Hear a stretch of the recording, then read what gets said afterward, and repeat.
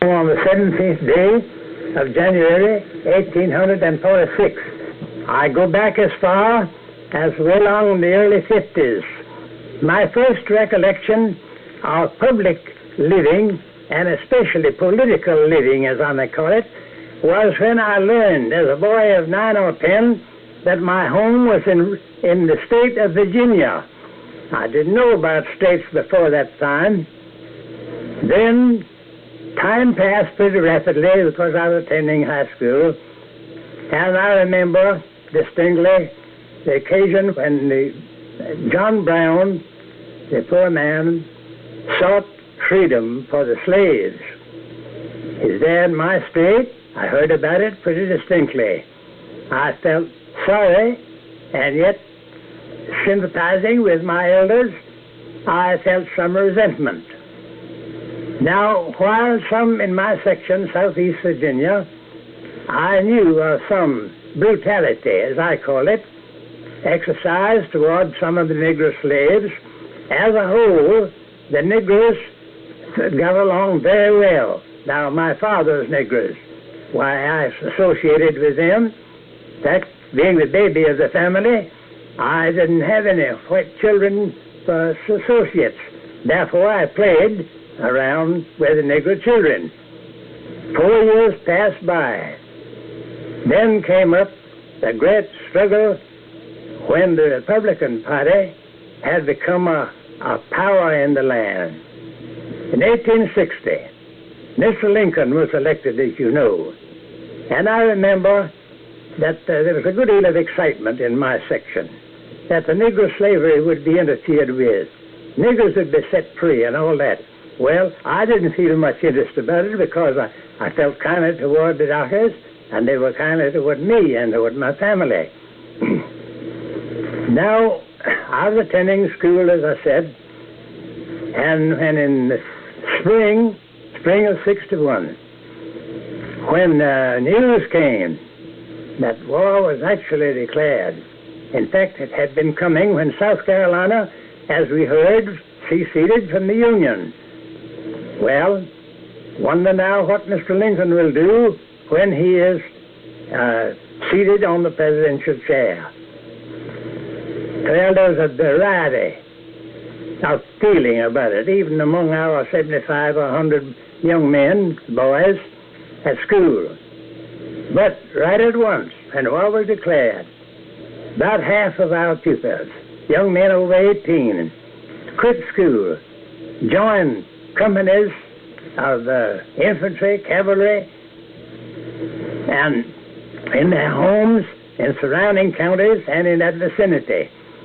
I wanted to go too, but my father said, "Now, son, you're too young."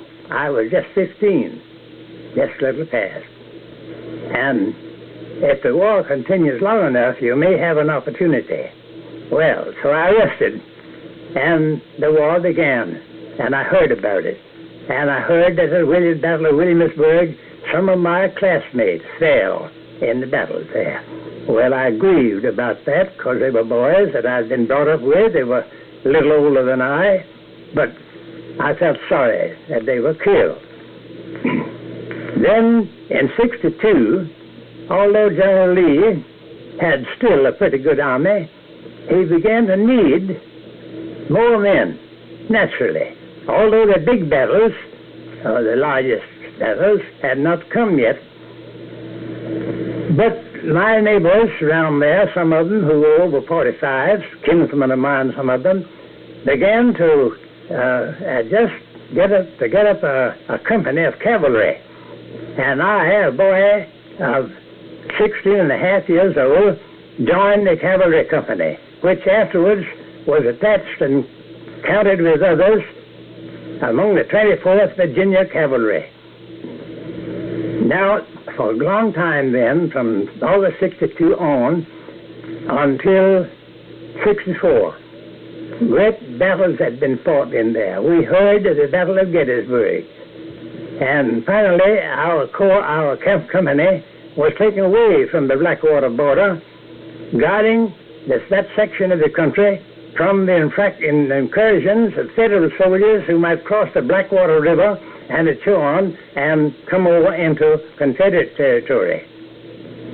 We were taken in the spring of '64, our regiment was, in the neighborhood of Petersburg.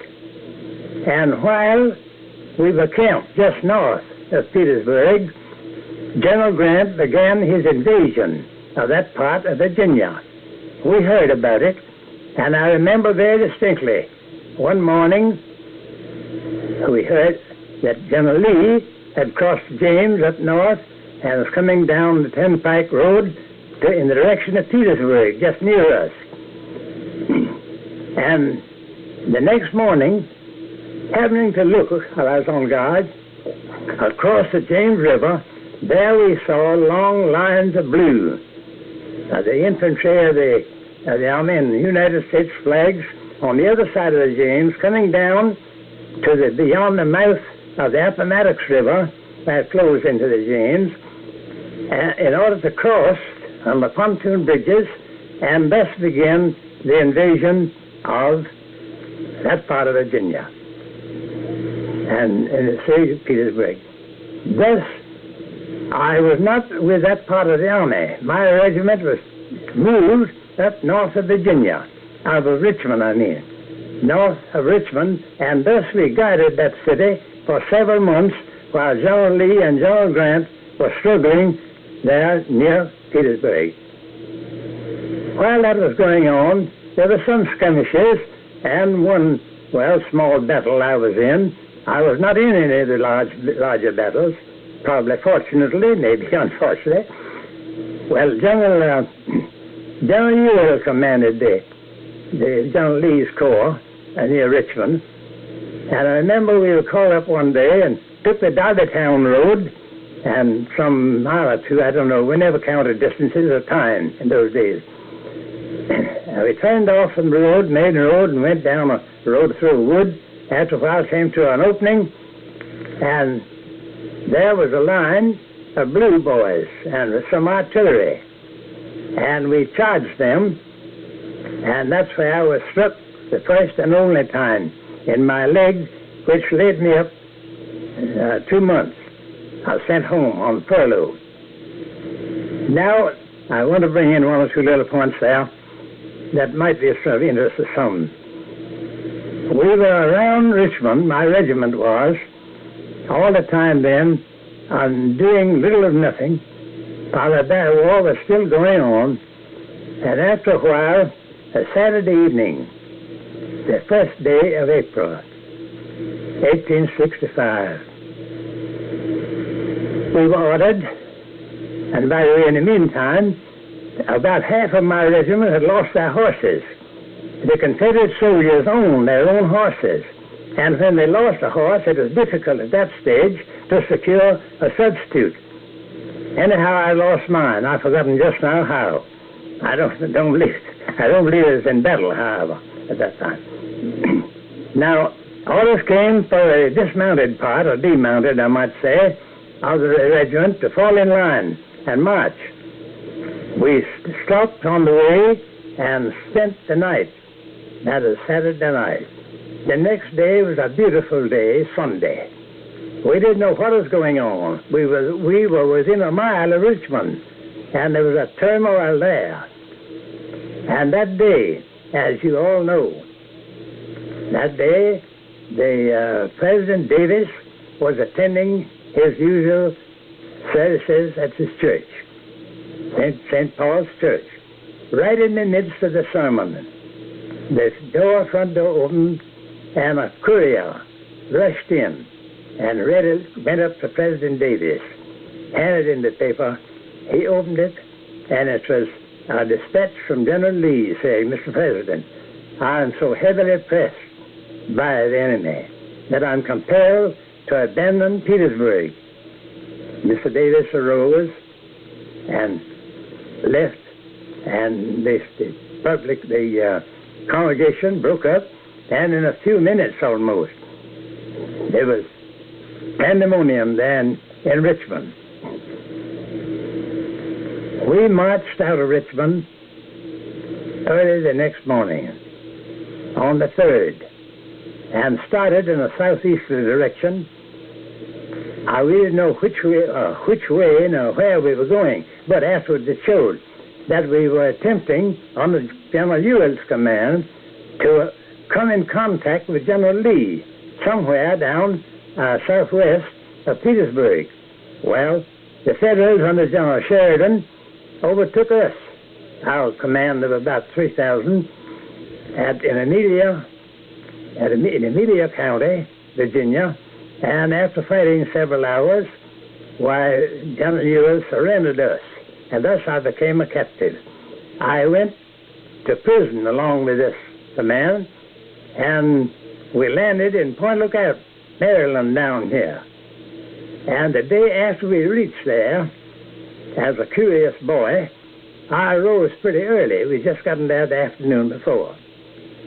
I rose pretty early and went out to see how things looked around in there. There were 20,000 of us, a large encampment.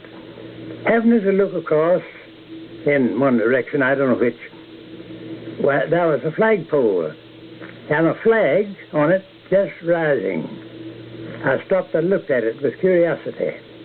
It stopped when it got halfway. Well, I knew what halfway flag on a pole meant. I looked at it. I thought, well, the rope that handles that flag must have a knot in it, and I'll see a man presently going up that pole to untangle it. I waited a whole minute, and I casually turned my face in another direction, and there was another flagpole with flag half-mast already. So I put my head in the tent. There were 5 or 6 others of us. I was, boys, there must be some big Yankee dead. I wonder who it can be. Of course, we had no means of knowing. And then we waited for about an hour. The sergeant blew a bugle. We, 150 of my company, fell in, and as soon as he finished calling our names, a number of us rushed up and said, "Sergeant, what does the half flag mean?" His face fell. He says, "President Lincoln was shot last night." Well, the feeling, the variety of feeling that came over us 20,000 men in just that one. Of course, there were several other prisoners, as you know. But as for me, and a boy, just 19, I didn't know what to think. I couldn't feel any hatred toward Mr. Lincoln, especially. I didn't feel any special hatred toward any Federal soldier. And when I began to think how kindly General Grant afterwards, on the 9th, acted toward General Lee, I felt kindly toward him. Now, comes up the question of what we Southern soldiers fought for. My friends, as a boy of 16 and a half years old, I didn't think about any abolition of slavery. My mind wasn't developed enough to take in what the politicians had in mind, and hence there was no trouble as to the freedom of the slaves. About half of the Negroes, my father's Negroes, left and went to Norfolk to be under, as they considered, protection, but another half, 40, 50 of them, remained there and cultivated the crops until after the war. The South did not fight for the preservation or extension of slavery. General Lee, as is well known, was making arrangements to free his Negroes, and his father-in-law had already drawn up a part of his will, free his Negroes. My friend, this was a great curse on this country that we had slavery, and I thank God that I did not bring up my boys and girls under a system of slavery under which I was brought under. What did you boys fight for then? Here's what great many people do not know. That as a young man that way, I couldn't understand it fully. But I look back now and see my part in it and saw what we struggled for. And that was for states' rights. For states' rights. And as many of you know, immediately after the war, the rights of the various states, well, especially in the South, were very much curtailed, if I may use that word. And since then, I have noticed, you let things come up, that